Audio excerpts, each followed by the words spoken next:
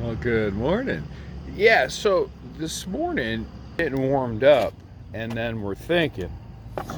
We're thinking about thinking. We're always thinking. So you got skateboard practice. You start at the crack of dawn. You're lifting weights. You have to work. You have to live your life. You have girlfriends, wives, sisters, daughters, sons, commitments, business, money. All right, chill. What we're doing here is learn how to skateboard, pardon me, path, duration, outcome. What we're trying to do is show you that you can learn anything. Hey, a 54-year-old lackey can learn how to skateboard when he was never any good at 13, but he definitely quit at 13. Dad said, listen, pick a sport. Here's why. We think you're going to get a factory sponsor. You're getting pretty good at this. You're going to start winning nationals. If not, whatever. But Dad said, hey, it's either this or baseball because you're really good at either or. And I said the same thing to my son at 13. He chose football. Okay, cool. My point is, you pick your sport and you're doing it. And you have your sport. Now, you're old and you're like, I'm not skateboarding. I'm just going to go to Planet Fitness. I just don't want to be fat. I don't want to die. I got sick. I want to recover. Okay, we did that too. So you can lose 50 pounds. You can feel better. My point this morning is how everybody knows how. Everybody knows what to eat. Everybody knows lift weights, you gain muscle. Everybody knows. But nobody knows how. How to do it. What exactly do you do? How did your brother, Todd Lackey, a good football player, a fantastic, amazing rugby player, good student, how did he learn how to do the stock market? He knew nothing about it. Matter of fact, he didn't like it. How did he learn how to race BMX again when he quit at 10 or 11? And he was great at 10 or 11, making mains at nationals. But if you're not a grown man with hair on your legs and can, squat and bench, you're a little kid and you don't jump the pro section at 16, how the heck do you come back at 30 and learn how to jump the pro section? Well, it's called path, duration, outcome. We'll call it PDO, whatever we're going to name it. We've been working on that. Today, it's like, OMG. Now, I woke up late. I woke up 30 minutes late, 5:30. Now I don't have time to do my full workout, my full Planet Fitness stretch, warm up, listen to my music, get in the zone, lift my weights, not go too extreme because you want to skate for a couple of hours, go home. You have over an hour to take a shower, to get ready for work, to chill, your chill time. Go to work, be happy, be productive, make money. Then after work, do what you do. Be with your loved ones or go work out again. When your schedule gets interrupted because you're so busy or you get sick or somebody else brings drama in your life, you adjust it.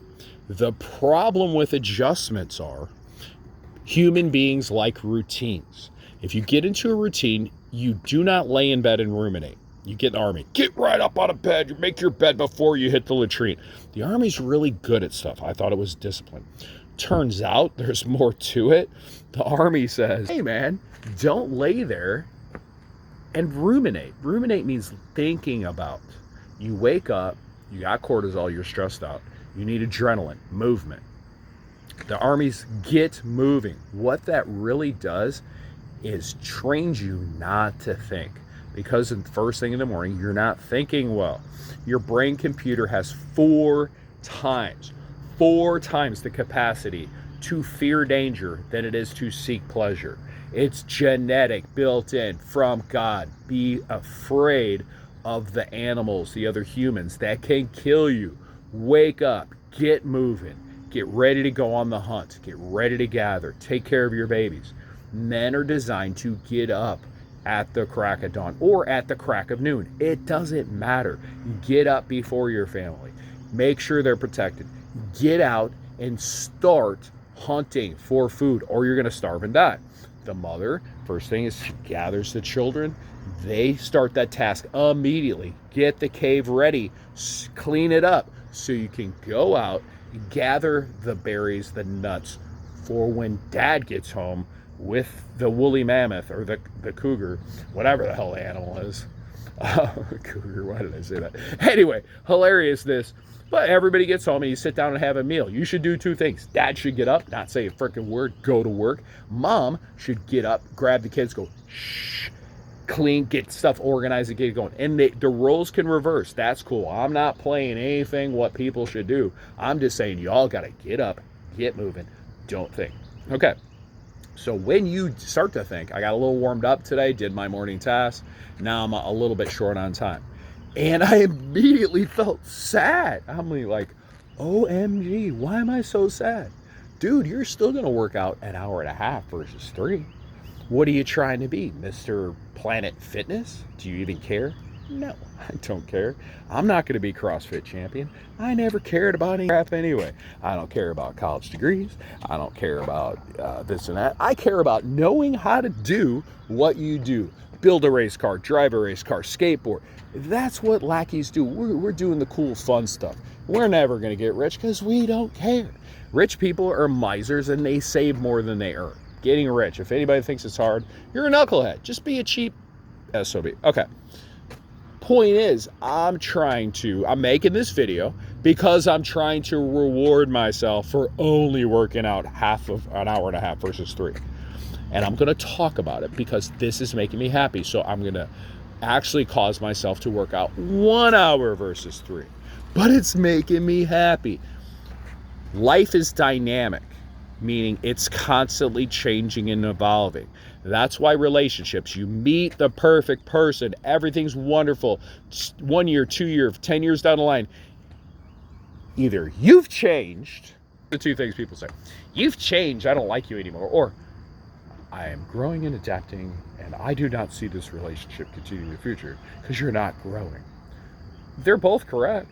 You need to grow and change and do it together, but you don't have to do anything.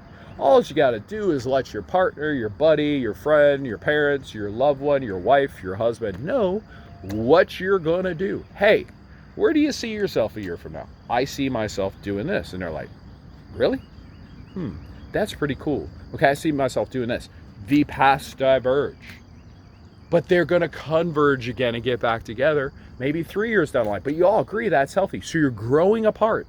Oh my God, that's terrible. You're growing apart. No, it's actually really good. If you're going to get your PhD and he's going to get a new career, meet you in New York City because you want to get your PhD in Columbia and you're going to get a job on Wall Street and you guys meet at Central Park every day and you get an apartment in Brooklyn. Oh, wow. Well, that's different. Yeah, it's all different. Or you're not changing. I'm growing and you're not. Well, that means that dude is really happy with his job and his career. And what you're saying is you're not happy with his job and career. Wait a minute. You don't really mean that. What you mean is you're not happy about yourself. You wanted to go get your PhD. You're having a hard time doing it. You need help. And you go to your mate, your perfect partner, say, I need help, get my PhD. He's like, whoa, bro, I didn't, sweetheart. I don't want a PhD in chemistry.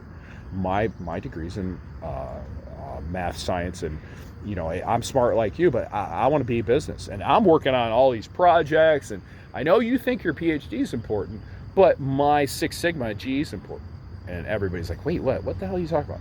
I'm talking about plans diverging and lack of communication. Now, if you have this call, I was talking to somebody tonight, I said, hey, I'm going to be here in 1 year, and you want to be there.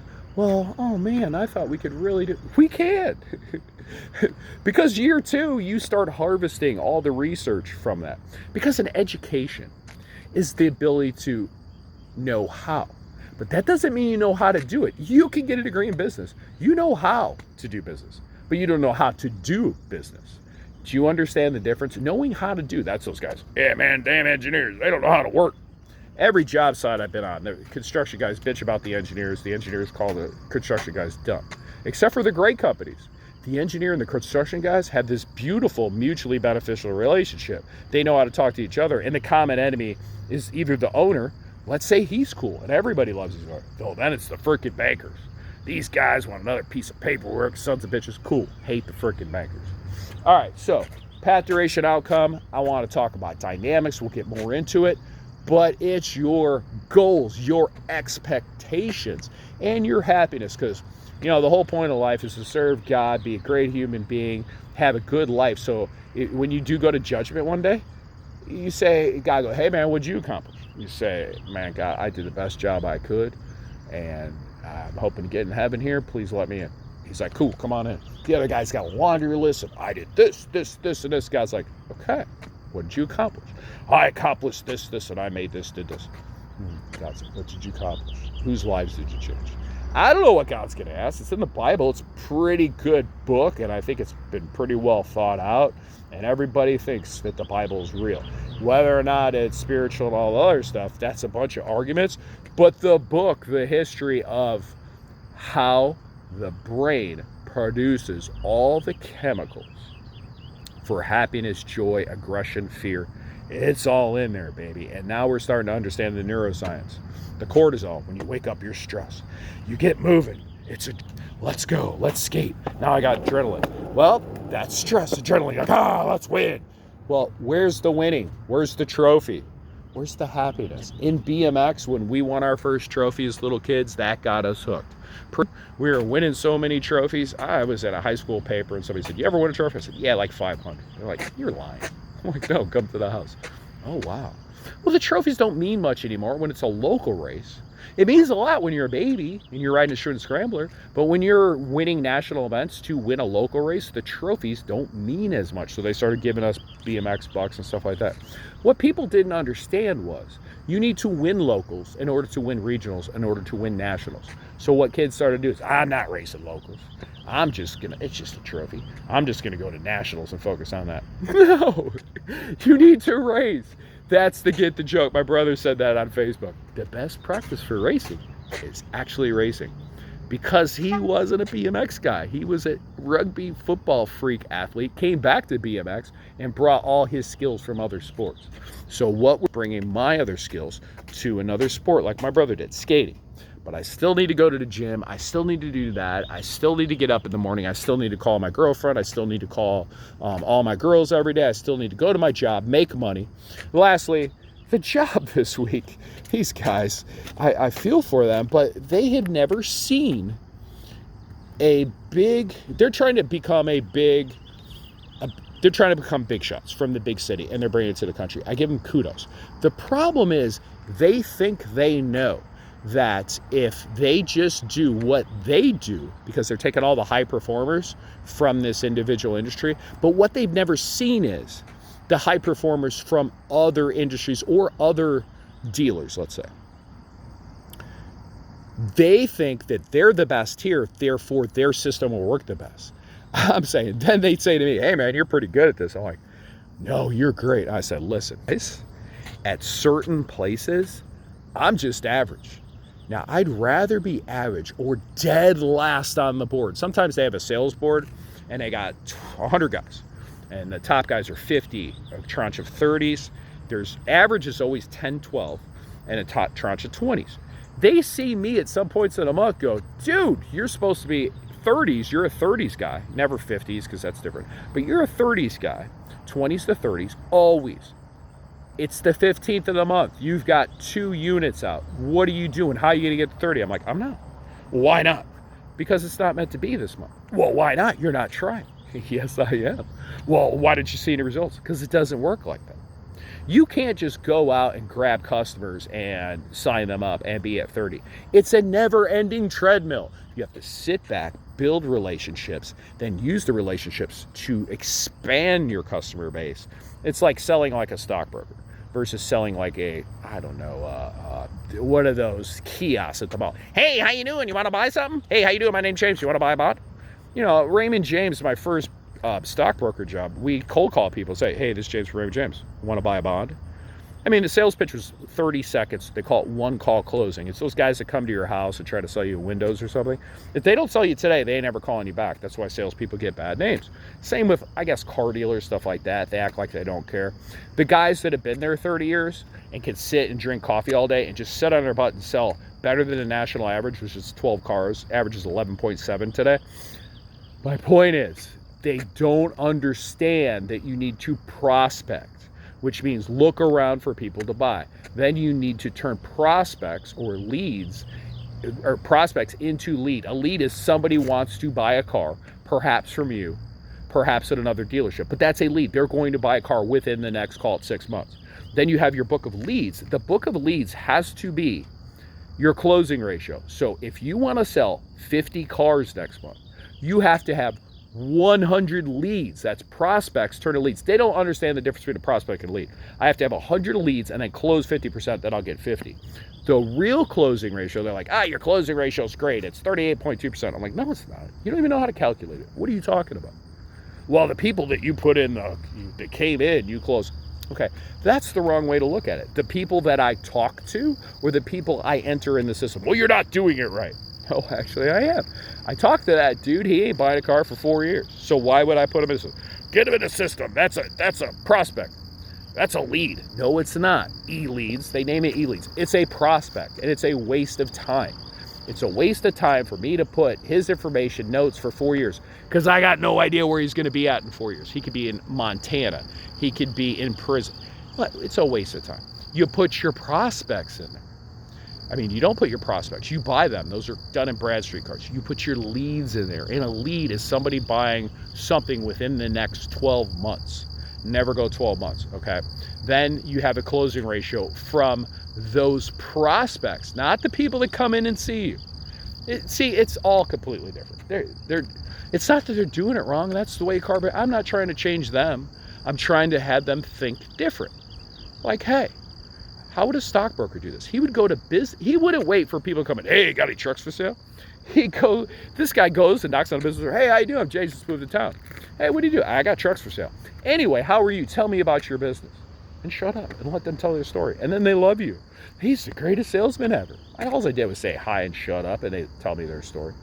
Same thing with working out. You have path.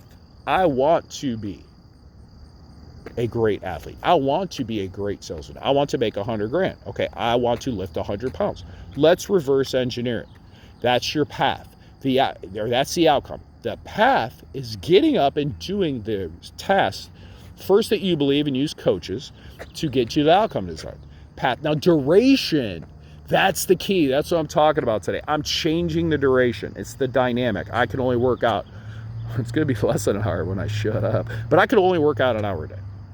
So, man, add an hour a day, bro. You are not going to be in great shape. You are not going to be a decent skateboarder in 90 days. Not an hour. You need an hour to warm up. You need an hour to get your brain set. You need an hour of real training, which is probably 2 hours of actually on a BMX track, skateboard, motocross, bike, football field, baseball, hitting ball. I had an ass clown the other day tell me, well, you never even played high school or college baseball. You're telling me that even at 50, you could hit in baseball in the pros. I said, yeah, I was a good enough hitter, and I wasn't even that good. But I know I could train myself. Now, I'm talking A pro. That's just college kids that don't want to go to college. Now they can hit, but can I get a freaking base hit out of 30 attempts? We said 30 attempts. You can get a base hit. I go, yeah. And I'm not talking to smack it. I'm actually hitting it, driving it through a hole. If you don't think you could practice baseball all day with a good pitcher, different pitchers, batting machines, pitchers, every day, hit fastballs. Just don't even worry about the curve. Or only hit curveballs. That's what I would probably do. Just throw me a freaking breaking ball, buddy, like a pro, a college pitcher. I would just stand there all day and I'd strike out. I know I got 30. I just need one hit. I'm waiting for him to throw me a breaking ball over the plate, a hanger. I'm going to crush that thing. I'm going to drive it over the short spot or the second baseman. I'm going to put it right in the hole. I know how to do it. If you did it at 13, you could do it at 33 or 53. The problem is nobody believes they can do it. And then what's the point? You're going to practice 2 hours a day for, let's call it 18 months. You want to hit in the pros. You want to hit double A ball. You make AO. If you're telling me y'all that have hit a baseball cannot hit a baseball against a college kid after practicing for 2 years, 2 hours a day, and you're never going to swing at a fastball, and nobody knows. So they're going to throw you some breaking balls because they're going to get cocky and start talking smack up on the mound. You're telling me they throw you a 78, 82 mile an hour breaking ball right over the plate, and you can't get lucky. I mean, drive it, not luck, but actually hit the ball nice over the pitcher's head, right through the gap, because they're playing their right position because you've never hit, so they're not changing position. If you don't think you could do that and you're a baseball player, man, come on, man. Let's do it. Let's practice for 2 years. You could go in the pros and hit. Here's the thing about business. Y'all trying to hit in the pros, like in the show, MLB. Can I hit there? Oh, gosh. I ain't even going to say that. Of course not. Because you're never getting there, buddy. But maybe like Michael Jordan, he went from AA ball to AAA ball. Michael Jordan learned how, you think you're Michael Jordan? No, gosh, that's basketball. But could he hit a baseball? He did it. He hit some home runs. Is that because he's the world's greatest athlete? No, because he ain't the world's greatest baseball player. Never was. Bo Jackson, Deion Sanders, the two-sport greatness.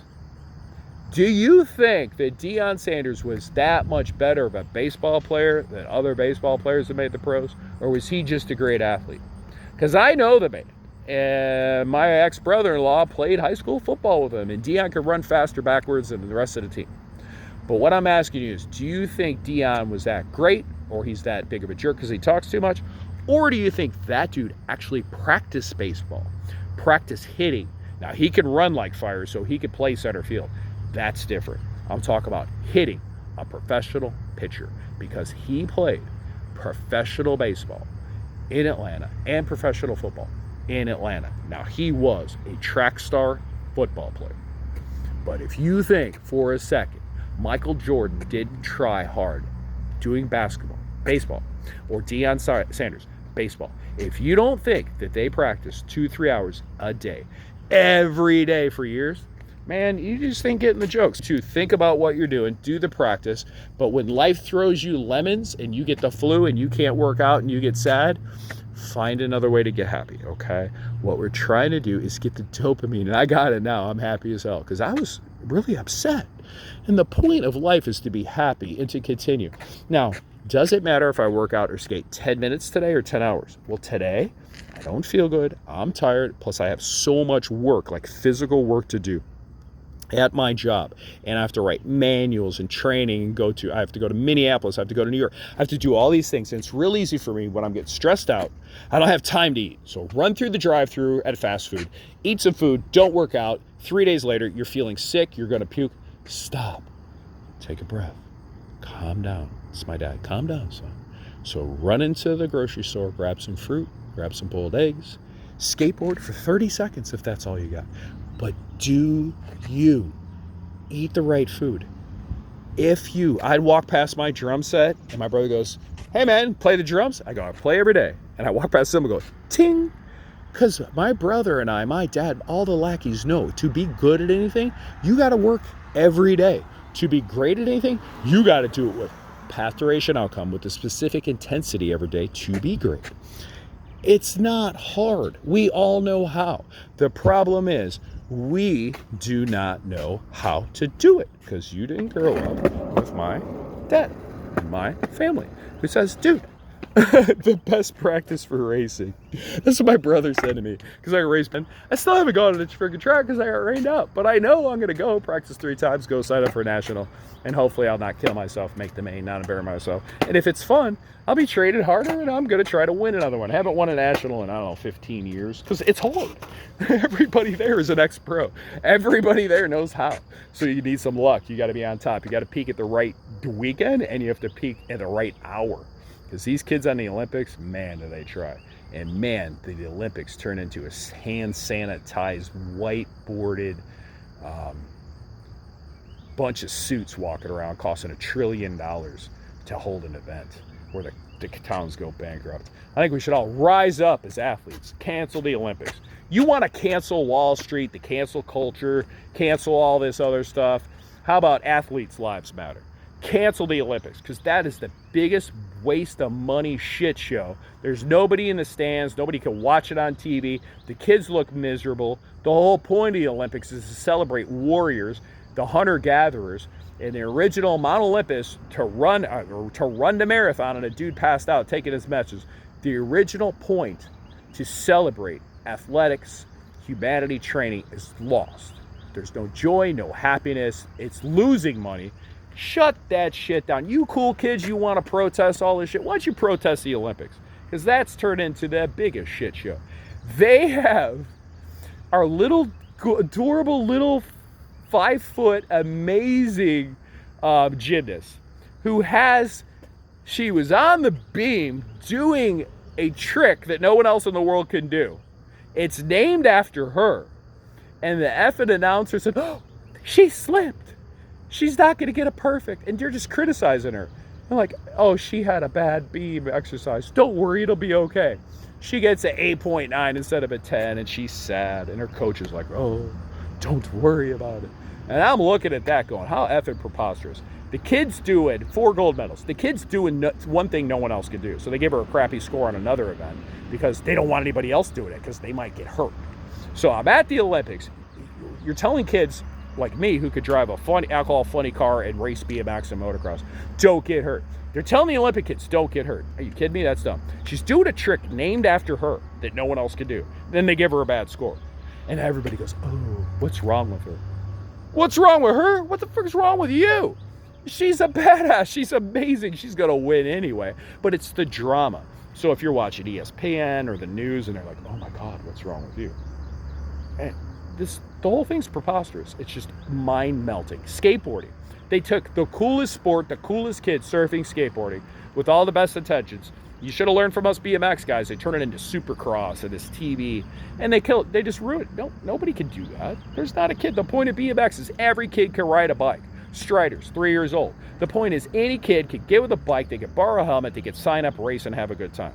They turned the Supercross into 80% of the pros can't do it. It's like, what it was. You just ruined it. And it's not that they ruined my sport or that, but skateboarding, they put kids in freaking golf outfits. And the kid said, when I get done, I'm going to go play golf now. He got second or third. They did that on purpose. That's a script. They're wearing all white Nike shit. They're wearing white Nike shoes. Skateboarders, we don't wear that crap. We're old ST. This is the coolest shirt ever I got for $3. This is what skaters do. That's part being a cool kid. You look like a homeless person because any kid can come to the skate park. That's their tribe. That's their family. They don't have good homes. But if you've ever hung out at the skate park, you notice this group of razz-arousers. The kid that does wear the golf stuff. And he is taken in. He gets made fun of a little bit. Hey, what are you wearing to golf? You look kind of eyes odd. You look kind of fruity tooty. And then you got the kids wearing, homeless stuff, hasn't washed himself, and they get together. And then the 5 other kids all trying to be skaters. Give those kids 20 minutes. They're doing 2 things. They're skating, they're learning from each other, and they're being freaking totally cool and nice to each other. You get a parent to go in that skate park and mess with any of those kids, you're going to have every kid kill that guy. I mean, just tear him up. It's a tribe. It's a little family. That's why skateboarding, being white painted on a urban course that was all white, looked like the beach. It's like, that's when you know the Olympics just completely lost the joke. I know Tony Hawk probably said, dude, I saw this coming. Of course he did. He's a genius. It's just so sad to see greatness take it for money and the dream of a gold medal to represent America. That's why they did it. Somebody goes, don't you want to represent the United States of America and win a gold? Yeah, I do want to do that. Well, I need you to put this uniform on, act this way, don't this way, and then skate in this park. We're going to call it urban, but it's really a big concrete mess. Yeah, all right, I'll do it. And then, oh my God, why did you fail? So wait a minute. You talked some kid into doing something he didn't want to do. He knew it was all cool. And then yesterday at the skate park, I noticed these kids were just brutally upset, and there was some anger and rage. After talking to them a while, I discovered everybody watched the skateboarding thing the night before, and everybody was sad, and now they're bringing out. I mean, it was bothering them all day, and they just don't understand because they're babies. I got it after a couple hours. I saw some stuff. I saw kids acting a certain way. I'm like, hey, what's wrong? And I went, oh my gosh, what if it's this? So I got, hey, anybody see skateboarding on the Olympics? What'd you think? And they all just went. I said, I'll tell you what I think. The effing Olympics should be shut down. They freaking about. And these kids, all of a sudden, they stood up. Their shoulders came back. They're like, yeah, I knew it was, there was something about it. I knew it. They knew it in their heart. It's called cognitive dissonance.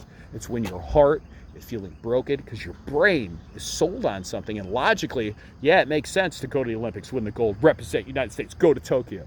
But your heart's saying, this is wrong, and it makes you sad. So don't get sad. Get happy.